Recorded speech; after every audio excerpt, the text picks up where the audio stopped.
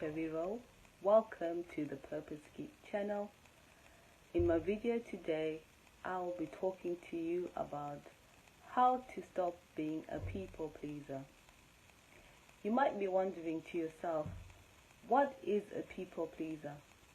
Am I really a people pleaser? Give me an explanation of what people pleasing is. So I thought I'd start from there. People pleasing is when you choose to prioritize other people's agendas ahead of your own. So think about that for a minute. Is that you?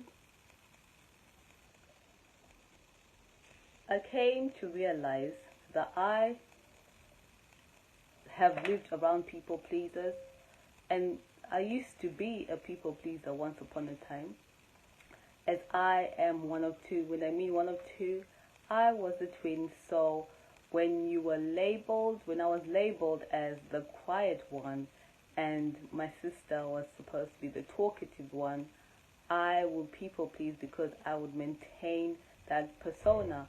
And even when I felt like talking, I would actually keep quiet and keep my opinion to myself because my sister was the one who was the talkative one and I was the one who was the quiet one.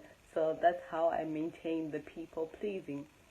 But as I got older, I realized that we all are unique and we all have an opinion and a different way of thinking.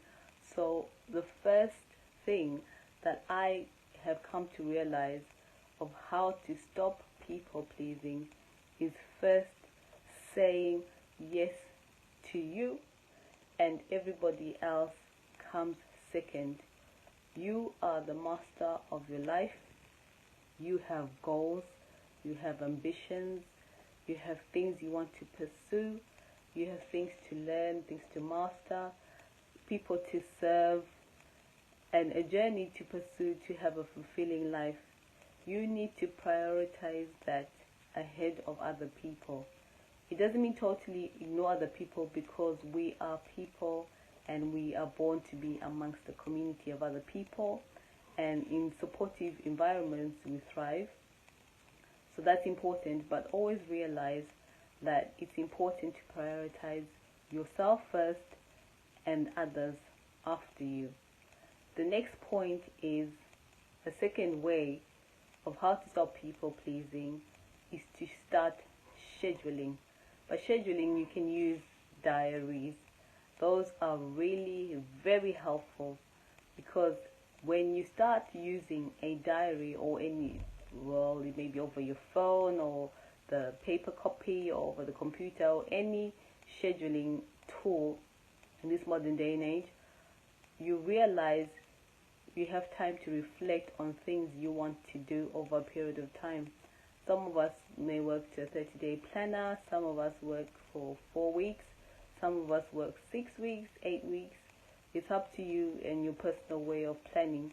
But as long as you have set some time for things you want to pursue over the course of a month, a year, like I said, 90-day period, you are moving in line with your goals. So if anything else is to slip in from other people, you look there first, and then if you can fit them in, you pencil it down and agree together that you'll be doing this. But there's some emergencies, but emergencies should be prioritized for family. Anything other than that, which is not in pursuit of your goals, unfortunately should go to the back. It's not a priority. There is a tool about urgent, non-urgent, urgent, non-urgent, urgent but can be scheduled later, and then it's a priority but not urgent. And I don't even remember the person who scheduled this, but it's like, it's a full plan tool. You can use that tool to prioritize what's urgent in your life if you find it difficult to prioritize individually that what is urgent to you. But I say to yourself that anything related to the things I mentioned earlier about your goals and your values is what you should consider is urgent. The next thing I said is, well, the third thing is to have boundaries. So once you schedule people in and you set boundaries, boundaries are there to make sure people know you're serious. Once you have a boundary, people respect that boundary. They are aware themselves when they ask you to do something that you are not available. And knowing that you're not available, they also are responsible and take accountability of the fact that if they're asking you something, they're actually interrupting your time, and it's for you to for them to consult you of your availability. The fourth and last thing of how to not be a people pleaser is to always know that rejection in the form of other people's opinions will always exist.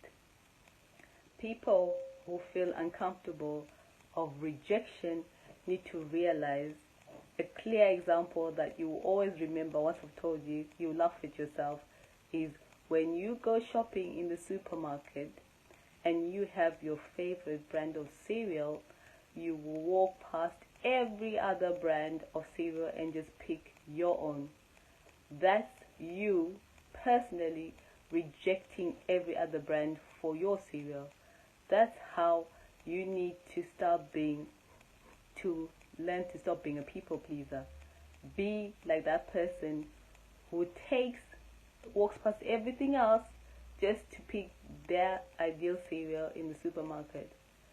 Those are the points that I'm leaving with you today on how to stop being a people pleaser.